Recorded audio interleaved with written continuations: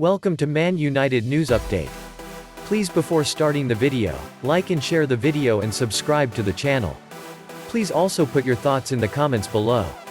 Sancho plan, Rashford injury, Varane transfer latest, and Pogba's Manchester United future.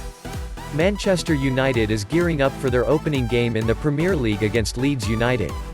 I gave updates and insight on Jadon Sancho's signing, Marcus Rashford's injury, the latest regarding the club's pursuit of Raphael Varane and Paul Pogba's current contract situation. Here are the highlights of the discussion to help you cut through the noise and get to the real story. On Jadon Sancho's signing.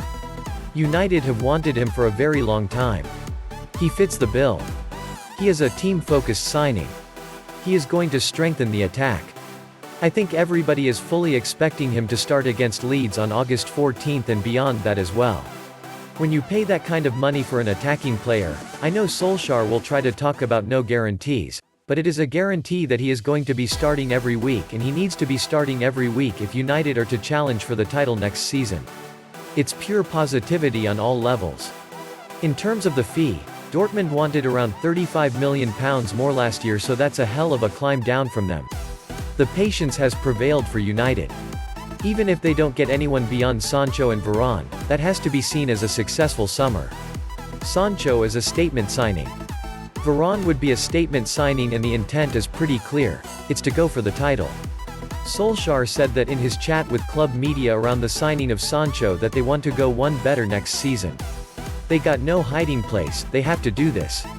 I suspect the pressure from fans from the Super League fallout has contributed to this more aggressive and proactive approach in the window. I think United are being a lot more ambitious than anybody.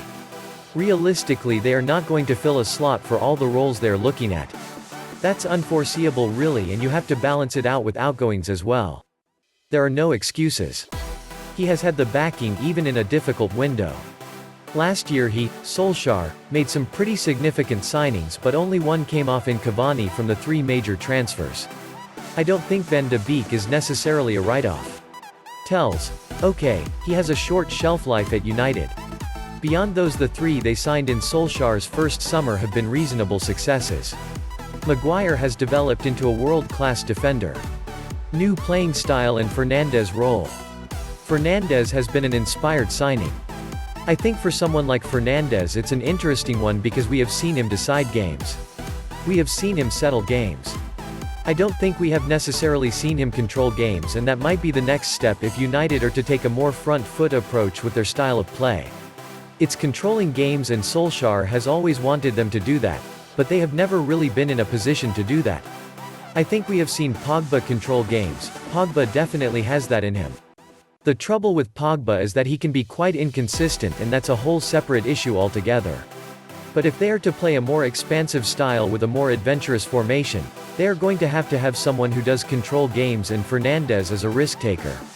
He wants to play the ball forward all the time, so it will be interesting to see at this stage of his career, at this pretty crucial junction in United's recent history, whether he does finesse his style of play so it's more aligned with what Solskjaer wants in this more controlling style. Rashford's injury. The club is still quite opaque about the Rashford situation in terms of when his shoulder surgery is likely to be. Solskjaer was part coy, part perhaps feigning ignorance. He can be very unreliable with injuries, and certainly, there was some kind of a briefing that came out at the start of last week from Rashford's end regarding the shoulder surgery and that it was likely to be at the end of July. I think United could do with just clarifying that really. I don't think there is any harm in doing it. Irrespective of Rashford's fitness, he is not a player I have starting against Leeds United because his form has not been good for quite some time now, primarily all of this calendar year. It's very difficult to think of inspired moments from Rashford in the year 2021. On Varane deal. I think Varane, was there, Real Madrid, for his preseason medical and drove back, which is commonplace at all clubs these days. The players have their medicals, their body fat percentages are taken, and things like that. But again, it's heading in the right direction. Slow progress day by day. These things take time. You have seen how much time it has taken with United to actually announce the fact that they have signed Sancho. It would have been 10 days I think from when he rocked up at Carrington last week to the images actually coming out. United did pretty well to keep it under wraps. We have seen how often these things get leaked. On Varane, I think they have 3 weeks until the season starts. I think they will want him in before the Leeds game comes along so he can have something of a bedding-in process, and the Everton friendly is certainly shaping up to be a dress rehearsal for that Leeds game. So ideally if Solskjaer can get an 11 together that you can see starting in that Leeds game, that would be preferable, and that would obviously mean Varane and Maguire in that Everton game. Pogba's contract. Out of the viable options that he has always had lined up to leave United, PSG is the least desirable. Madrid would have appealed, but Madrid is a very different club now to when Pogba wanted to join them a couple of years ago.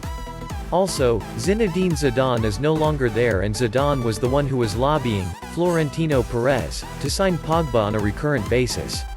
I'm not too sure that will be the case now.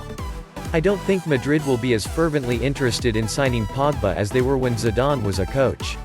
But if he doesn't want PSG and wants to run down his contract, then I think Madrid would be daft not to certainly take an interest in Pogba. Juventus are another club that obviously Pogba has an affinity with when he played there, but again they are mired in financial peril. That's why these clubs wanted to join the Super League. There is a lot about PSG that would appeal to Pogba obviously, but still it's interesting that PSG, like Barcelona and Real Madrid, have been shopping in the freebie market this summer with Ramos and Donnarumma, who are quality players, particularly Donnarumma. You do wonder whether they would be able to stump up the kind of cash that would make United think, okay, we need to cash in. I think we have given chapter and verse on Pogba, but just to repeat, he has wanted out for pretty much the last 3 years, but he is still very well liked at the club. People at the club admire his professionalism.